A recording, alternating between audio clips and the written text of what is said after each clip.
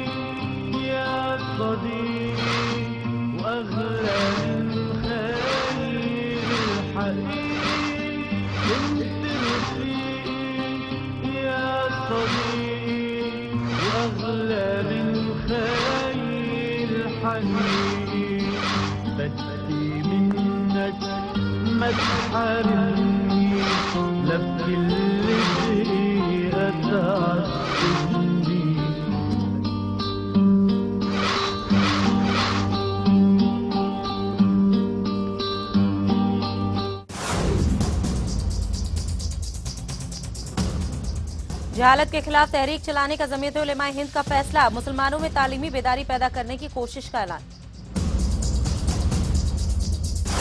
65 बरसों से मुसलमानों को सेकुलरिज्म के नाम पर सभी पार्टियों ने दिया धोखा, उलेमा काउंसिल का बयान।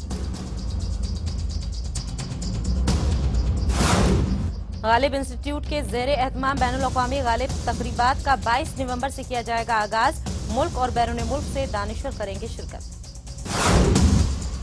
और जल्द से जल्द जेल में बंद बेगुनाहों को किया जाए रिहा, जमीयत उलेमाए लखनऊ का यूपी हुकूमत से मुतालबा।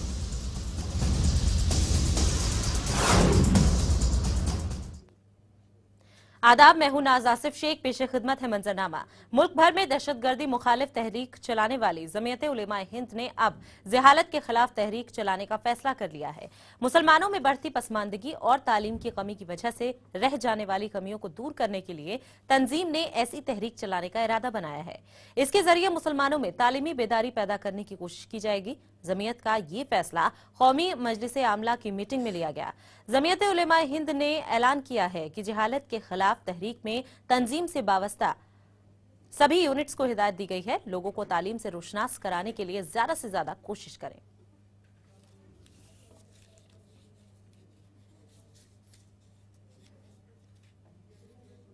और 65 बरसों से मुसलमानों को सेकुलरिज्म के नाम पर सभी पार्टियों ने धोखा दिया है। इसी तरह के ख्यालों का इजहार किया है उलेमा काउंसिल की तरफ से। मौलाना तारिक कासमी की गिरफ्तारी के 5वें साल के मौके पर ये एक धरना भी दिया गया और ये बातें रखी गई। लखनऊ, फैजाबाद, गोरखपुर और वाराणसी में हुए सिलसिलेवार बम धमाकों के इल्जाम में 5 साल कबल एसटीएफ और खुफिया एजेंसियों ने मौलाना तारिक कासमी और खालिद मुजाहिद को गिरफ्तार किया था। इन्हीं गिरफ्तारियों के खिलाफ उलेमा काउंसिल ने अपना एहतजाज दर्ज कराया है और कहा है कि सेकुलरिज्म के नाम पर सभी पार्टियां मुसलमानों को ठगती चली आ रही हैं। इसमें कांग्रेस पार्टी सरे फेहरिस्त है।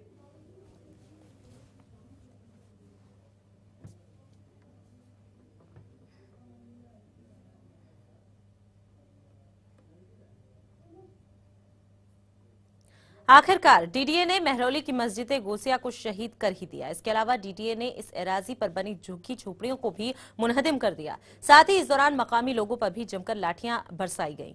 इसके नतीजे में ख्वातीन समेत तकरीबन 25 लोग जख्मी हो गए। ताहम पुलिस ने तकरीबन 40 लोगों को हिरासत में लिया, जिन्हें बाद में रिहा कर दिया गया। मकामी लोगों ने इस मामले में जब अदालत से रुजू किया तो अदालत का कहना था कि अगर ये जमीन वक्फ बोर्ड की है तो बोर्ड खुद आकर पैरवी क्यों नहीं करता। दूसरी तरफ बोर्ड ने इस मामले में मुकदमा दर्ज कराने की बात दोहराई है।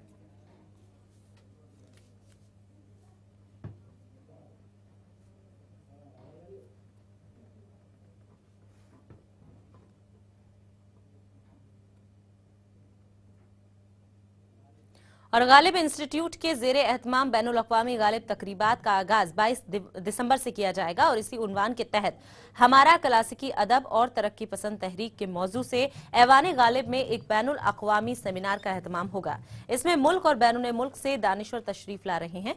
इस सेमिनार में क्लासिकी अदब में अपनी खिदमात देने वाले अदबियों को इमानात से नवाजा जाएगा। सेमिनार के अगले दिन एक आलमी मुशायरे का भी एहतमाम है और इसमें आलमी सतह के शोरा हजरात अपना कलाम पेश करेंगे।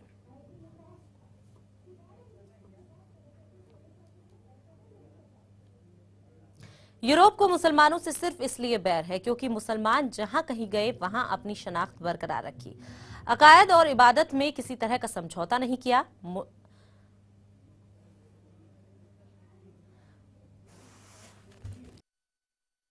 चीन ने हर दौर में इस्लाम और मुसलमानों की शबीह मस्ख करने की कोशिश की, लेकिन वो अपने नापाक मंसूबों में कभी कामयाब नहीं हुए। इन ख्यालात का इजहार डॉक्टर सलमान नदवी ने नदवतुल उलेमा के जमालिया हाल में खिताब के दौरान किया। मौलाना ने सीरत के हवाले से भी मदल गुफ्तगू की और मिसालों के जरिए समझाया।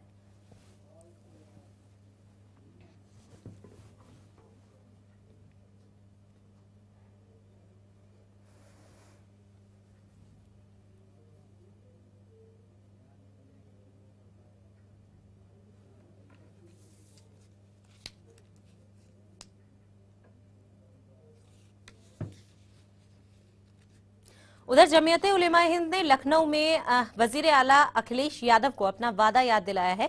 मुतालबा किया है कि जल्द से जल्द जेल में बंद बेगुनाहों को रिहा किया जाए। इसके अलावा रोज बरोज हो रहे इहानते रसूल के शर्मनाक और अफसोसनाक वाकयात की मजम्मत करते हुए हुकूमत ने इस पर पाबंदी लगाने और साथ ही दूसरे ममालिक से अपना एहतजाज दर्ज कराने का भी मुतालबा किया है। और अब बात करते हैं मौत की दीवार की। जी हां, दिल्ली के न्यू अशोकनगर में एक दर्दनाक हादसे में 5 बच्चों की मौत हो गई, जबकि एक बच्ची जिंदगी और मौत के बीच अब भी जंग लड़ रही है। दल्लूपुरा वाकई एक दीवार के भरभरा कर गिर जाने की वजह से यह हादसा हुआ। इस हादसे में मरने वाले सभी मासूमों की उम्र 10 साल से भी कम थी। बच्चों की मौत से घरों में मातम पसरा हुआ है।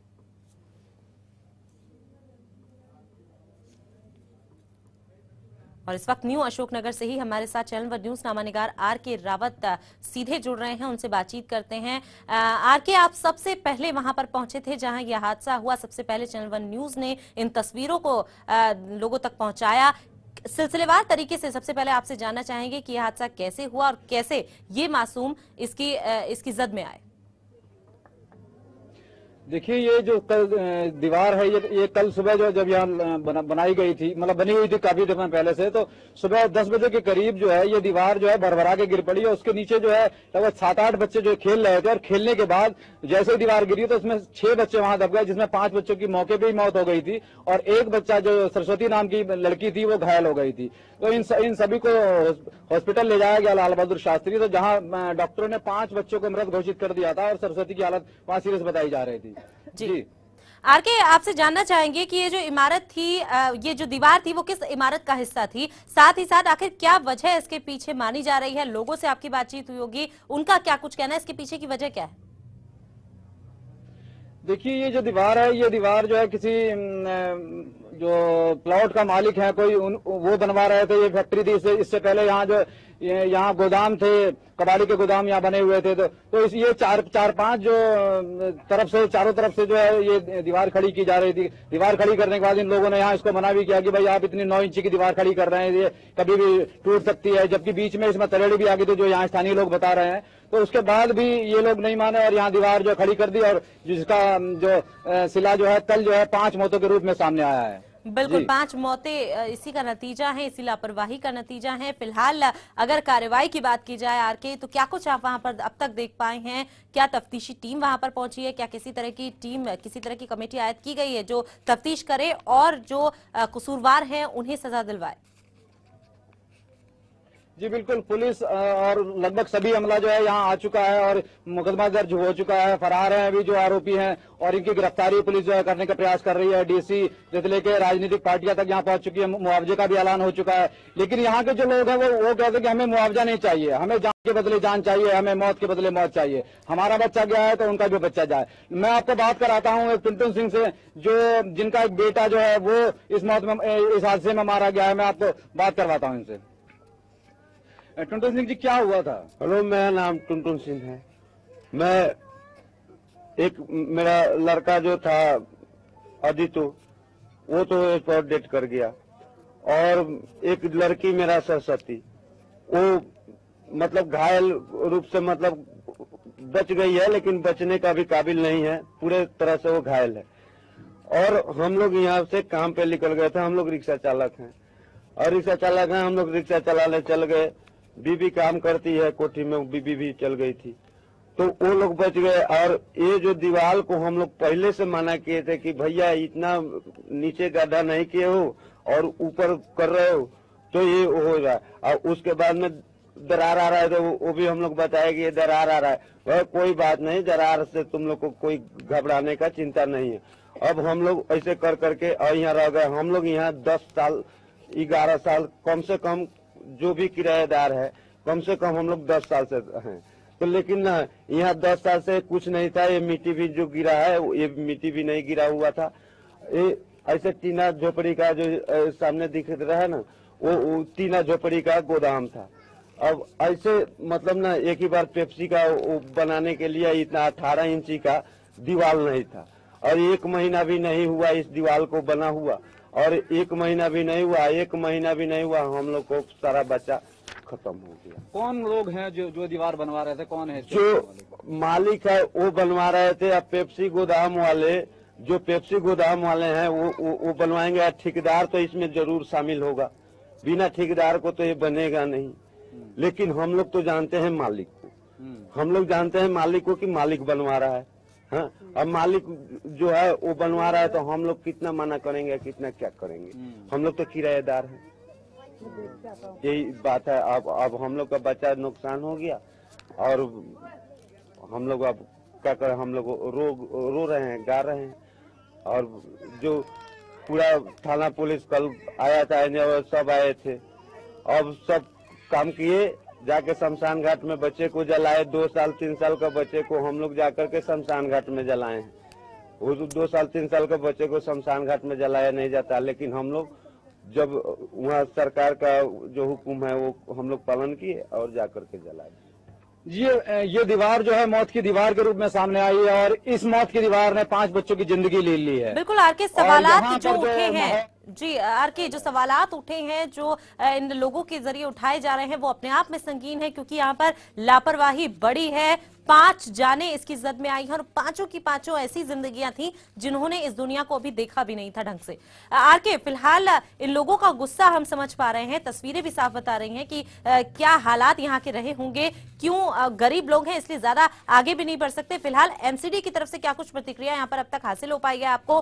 क्या वहां पर एमसीडी की तरफ से कोई कमेटी भेजी गई है, कोई टीम बनाई गई है? नहीं, अभी जो कल जो है एमसीडी के जो डिप्टी कमिश्नर यहाँ आए थे उन्होंने कहा कि जो दोषी हैं उनके खिलाफ कार्रवाई की जाएगी।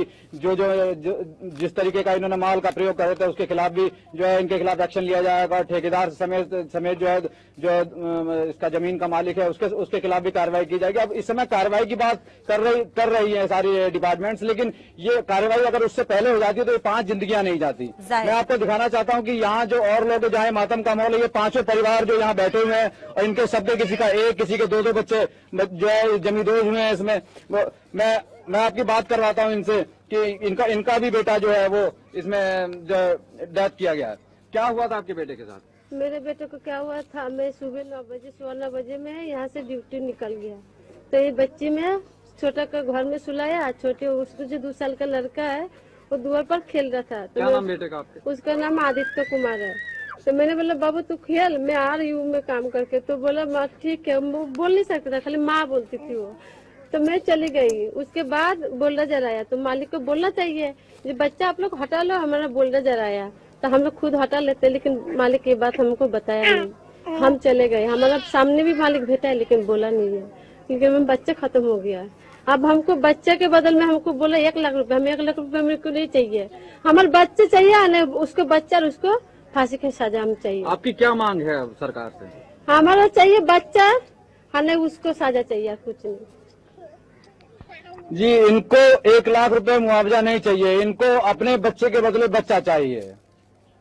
बिल्कुल मांग जो रखी जा रही है जाहिर तौर पर समझा जा सकता है कि एक जो हालात है, जो एक दिल की आवाज है या फिर जो दिमाग के जो हालात है उन्हें समझना यहाँ पर मुश्किल नहीं है। आर के जो बात अभी उन्होंने कही है जिनसे आपने बातचीत की, उनका कहना था कि बुलडोजर यहाँ पर पहुंचा था। ये पूरा दरअसल मामला क्या है? क्या इस दीवार को गिराने की कोशिश की गई थी? एक्चुअली क्या है कि ये जो पूरा प्लॉट है, ये जो पूरा प्लॉट उबड़ खाबड़ था, तो बुलडोजर जो है यहाँ आया हुआ था और इस जमीन को जो है, मैं कैमरामैन से कहना चाहूंगा वो पैन करके दिखाएं कि क्या क्या है मलबा यहाँ एकसार करने के लिए बुलडोजर लाया गया था। उसी बुलडोजर की धमक से जो चारों तरफ की दीवार खड़ी हुई थी, उसी बुलडोजर की धमक से ये सारी दीवार जो है गिरी थी और उसी के नीचे बच्चे खेल रहे थे और वही सारा कुछ मंजर होता कि बुलडोजर अगर यहाँ नहीं आया होता तो हो सकता है कि दीवार बच जाती, क्योंकि दीवार बहुत कच्ची थी और दीवार में मसाला भी बहुत घटिया स्तर का लगाया गया था। जाहिर तौर पर तस्वीरें भी ये चीख कर कह रही हैं कि क्या यहाँ के हालात हैं और क्या इन परिवारों पर, इन खानदानों पर गुजरी है। आरके, फिलहाल पुलिस से आपकी जो बातचीत हुई है उसे देखकर आपको क्या लगता है, क्या जल्द कार्रवाई आपको मुमकिन नजर आती है? जो कसूरवार है इस पूरे मामले में, जिसकी दीवार थी, जो मालिक था इस पूरी इमारत का, उसकी क्या पहचान हो चुकी है, उसकी शिनाख्त हो चुकी है और उसको पकड़ने के लिए, उसके खिलाफ कार्रवाई के लिए क्या कुछ तैयारी आप देख पा रहे हैं?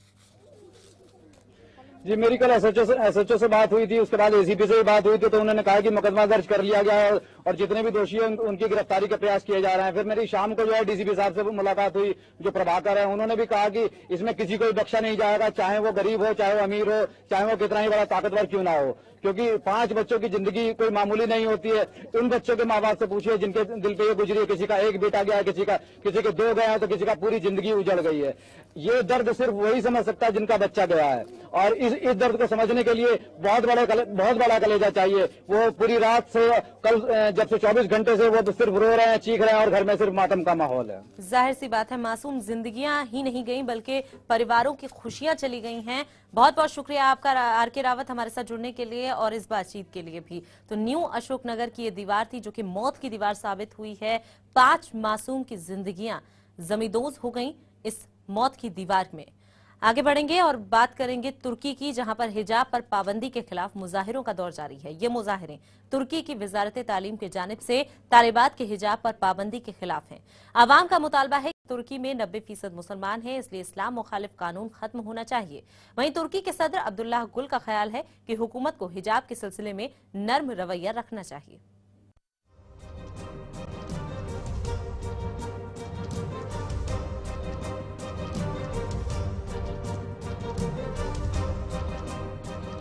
तुर्की के बाद शहरों में इस्लामी हिजाब के खिलाफ होने वाले मुजाहिरों का सिलसिला जारी है। दरअसल ये मुजाहिरे तुर्की के वजारत तालीम की जानिब से तालिबात के हिजाब पर पाबंदी के खिलाफ हो रहे हैं। नवंबर में तुर्की काबीना में एक कानून मंजूर किया गया था जिसमें ताकीद की गई थी कि दीनी मदरसों की तालिबात के सिवा किसी भी स्कूल की तालिबात को हिजाब या स्कार्फ बांधने का हक नहीं होगा। इस हुक्म के बाद पूरे तुर्की में मुसलमानों ने एहतजाजी मुजाहरे किए, लेकिन इस्लामी रुझानात की हामिल तुर्की की इंसाफ व तरक्की पार्टी के बरसर इख्तिदार आने के बाद राय आम्मा में ये उम्मीद पैदा हो गई थी कि इस्लामी हिजाब पर आयद वो पाबंदियां उठा ली जाएंगी जो बिलखसूस 1980 की बगावत के बाद आयद की गई थी। तुर्की के कानून के मुताबिक वहां इस्लामी हिजाब या स्कार्फ पहनने पर पाबंदी थी, लेकिन 90 के अशरे के आखिरी बरसों में तुर्की के आला तालीमी इदारों यानी कॉलेज और यूनिवर्सिटियों के पहनावे के बारे में जारी होने वाला कानून 2006 में गैर सरकारी यूनिवर्सिटियों में भी नाफिज हो गया था और इंसाफ व तरक्की पार्टी के बरसर इख्तिदार आने के बाद भी वो बरकरार रहा। वहीं सियासी माहिरीन का ख्याल है कि हिजाब के बारे में तुर्की हुकूमत के मोहतात रवैये की वजह 2 फिक्री बुनियादें हैं। पहला नजरिया लादीनों और अतातुर्क की फिक्र पर मबनी है, जिसमें हिजाब को सियासी इस्लाम की अलामत समझा जाता है और उसे तुर्की के लायक निजाम के उसूलों के बरखिलाफ समझा जाता है। वहीं दूसरे मकतब फिक्र का ख्याल है कि एक ऐसे मुल्क में जहां की 90% से ज्यादा आबादी मुसलमान हो, उसका ये तकाजा है कि दीनी और मजहबी अकायद व इख्तिदार का एहतराम किया जाए। वहीं इस्लाम मुखालिफिन कवानीन को भी खत्म किया जाए। बाद सियासी माहिरीन का ख्याल है कि इस नजरिए के हामी हुक्काम के दरमियान भी 2 अलग अलग नजरिए पाए जाते हैं। तुर्की के सदर अब्दुल्ला गुल जैसे अफराद का ख्याल है कि हुकूमत को हिजाब के सिलसिले में नरम रवैया रखना चाहिए, जबकि वजीर आजम उर्दुगान जैसे अफराद और उनके हम ख्याल मुख्तलिफ वजूहात की बिना पर इस मसले में ज्यादा एहतियात से काम ले रहे हैं। Bureau report, channel 1 news. और उधर अमेरिकन ड्रोन विमान तकनीक के खिलाफ ईरान ने एक बड़ी कामयाबी हासिल कर ली है। ईरानी इंकलाबी तंजीम सिपाही पासदाराने इंकलाब की एयरफोर्स के commander brigadier general Amir Ali हाजी ज़ादा ने दावा किया है कि अमेरिकी ड्रोन स्कैन ईगल के तमाम कोडेज को डिकोडेज कर दिया गया है और साथ ही ईरान ने इसे सबसे बड़ी कामयाबी करार दिया है और कहा है कि अमेरिकी ड्रोन की तमाम इत्तेलात फराहम की जाएगी। जहां एक तरफ अमेरिका और ईरान के दरमियान बयानबाजियों का बाजार गर्म है, वहीं दूसरी तरफ अमेरिकी ड्रोन एक के बाद एक ईरान के कब्जे में आते जा रहे हैं। ईरान की इनकलाबी तंजीम सिपाही पासदारान इनकलाब ने ऐलान किया है कि अमेरिकी ड्रोन स्कैन ईगल के तमाम कोड्स को डिकोड्स कर दिया गया है। ईरान ने स्कैन ईगल के शिकार होने को अमेरिका के लिए बड़ी शिकस्त करार दिया है और साथ ही उम्मीद जाहिर की है कि इस ड्रोन के नमूने ईरान में भी तैयार किए जाएंगे। ईरान का यह भी कहना है कि अमेरिका ने इस बात का एतराफ किया है कि ये ड्रोन उसी का है और उसे वापस कर देने की अमेरिका ने दरख्वास्त भी की है। दरअसल अमेरिकी ड्रोन पाकिस्तान ईरान सरहद या अफगानिस्तान ईरान सरहद से ईरान में दाखिल होते हैं। इस बात को लेकर ईरान कई मर्तबा अमेरिका को वार्निंग भी दे चुका है। ईरानी सरहद में दाखिल होने वाले अमेरिकी ड्रोन को ईरान के साइंसदान सही सलामत उतार लेते हैं और ड्रोन के पूरे सिस्टम का मुआयना करते हैं, जिससे अमेरिका में बेचैनी बढ़ रही है। वहीं माहिरीन का मानना है कि ईरानी सरहद में अमेरिकी ड्रोन का दाखिल होना ईरान के न्यूक्लियर प्लांट की जानकारी मुहैया करना है। वहीं अमेरिका इस मसले पर खामोशी इख्तियार किए हुए है और ड्रोन का ईरानी सरहद में दाखिल होना तकनीकी खराबी करार देता है। ईरान का यह भी कहना है कि इसी तरह गुज़िश्ता साल शिकार होने वाले अमेरिकी ड्रोन RQ-170 को उतारा गया था और उसके कोड्स को डिकोड्स कर दिया गया था। साथ ही उसके सिस्टम की मौजूदा इत्तलात हासिल कर ली गई थी। दूसरी तरफ ईरान ने यह भी साफ किया है कि हासिल होने वाली इत्तलात के मुताबिक ये ड्रोन तैयारा ईरान के एटमी प्रोग्राम के बारे में जासूसी पर मामूर नहीं था और अमेरिकी हुक्काम इस हवाले से झूठ बोल रहे थे। वजह कुछ भी हो, लेकिन अमेरिकी ड्रोन का ईरानी साइंसदानों ये सही सालिम उतार कर ऑपरेशन करना ईरानी साइंसदानों की कामयाबी की तरफ इशारा करता है और अमेरिकी तकनीक की नाकामयाबी को मंजर आम पर लाता है। एक तरफ जहां अमेरिका अपने ड्रोन तैयारों के लिए ईरान के आगे गिड़गिड़ा रहा है, तो ईरान साइंस और तकनीक के मैदान में अपनी बड़ी कामयाबी तस्वुर कर रहा है। Bureau report, channel 1 news. और वहीं फ्रांस के बाद अब अमेरिका ने भी शामी अपोजिशन इत्तेहाद को तस्लीम कर दिया है और अमेरिकी सदर बराक ओबामा ने नामानिगारों से बात करते हुए इस बात का एतराफ किया है और कहा है कि अपोजिशन इत्तेहाद ने शामी अवाम की नुमाइंदगी का हक हासिल कर लिया है। साथ ही ओबामा ने सफाई देते हुए कहा कि हिज़्ब इख्तिलाफ को तस्लीम करने का मतलब ये नहीं कि अमेरिका अपोजिशन को हथियार फराहम करे। अब अमेरिका भी शाम में अपोजिशन इत्तेहाद को रस्मी तौर पर कबूल करने वाले मुल्कों की फहरिस्त में शामिल हो गया है। दरअसल अमेरिका ने भी शाम में अपोजिशन इत्तेहाद को रस्मी तौर पर मुल्क की आवाम का जायज नुमाइंदा तस्लीम कर लिया है। फ्रांस पहले ही इस इत्तेहाद को शाम का वाहिद नुमाइंदा करार दे चुका है, जबकि तुर्की और 6 खलीजी मुमालिक पहले ही इसे मुकम्मल तौर पर तस्लीम कर चुके हैं। अमेरिका में नामानिगारों से बात करते हुए अमेरिकी सदर बराक ओबामा का कहना था कि इस इत्तेहाद ने शामी आवाम की नुमाइंदगी का हक हासिल कर लिया है, जो अपने आप में एक बड़ा कदम है। ताहम उन्होंने ये भी कहा कि इत्तेहाद को तस्लीम किए जाने के बाद अब उसकी जिम्मेदारी बढ़ेगी, क्योंकि हकूक के साथ साथ जिम्मेदारी भी आती है। उन्होंने ये भी कहा कि इस इख्तिलाफ को इस बात का यकीनी बनाना होगा कि उसको हर तरीके से मुनज़्ज़म किया जाए और जिसमें तमाम जमातों को नुमाइंदगी दी जाए, जिसमें ख्वातीन और अक़लियती ग्रुपों का भी खास ख्याल हो। सदर ओबामा ने यह भी कहा कि इस इख्तिलाफ को तस्लीम करने का ये मतलब कतई नहीं है कि वो बागी ग्रुपों को असला मुहैया कराएगा। साथ ही ओबामा ने यह भी साफ कर दिया कि वो हिज़्ब इख्तिलाफ के इत्तेहाद में किसी तरह की शिद्दत पसंदी को बर्दाश्त नहीं करेगा। वहीं ओबामा ने यह भी उम्मीद जाहिर की है कि अमेरिका असद के खिलाफ हर ग्रुप की मदद करेगा, लेकिन किसी को हथियार नहीं देगा। अमेरिकी सदर की जानिब से ये बयान एक ऐसे वक्त में आया है कि जब 70 ममालिक के वज़राए खारजा मुराकिश शहर में शाम की सूरत हाल पर गौर फिक्र करने वाले हैं और इस मीटिंग में हिज़्ब इख्तिलाफ के साथ साथ दूसरे मुल्कों के 70 नुमाइंदे हिस्सा लेंगे।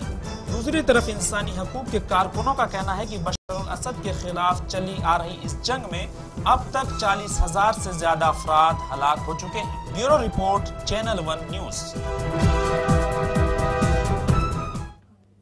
और इसी के साथ मंजरनामा में अभी के लिए इतना ही। मुझे दीजिए इजाजत। नमस्कार।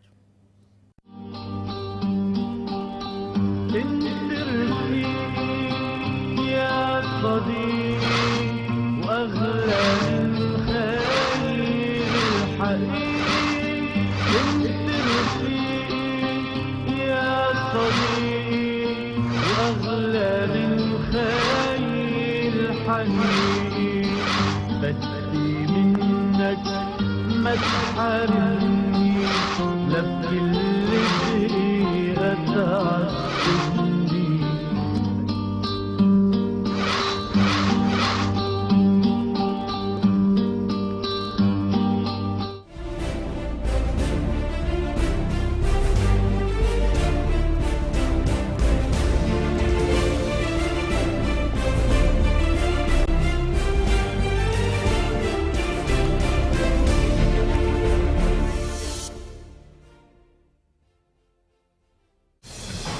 किसने रची साजिश, कौन बना शिकार,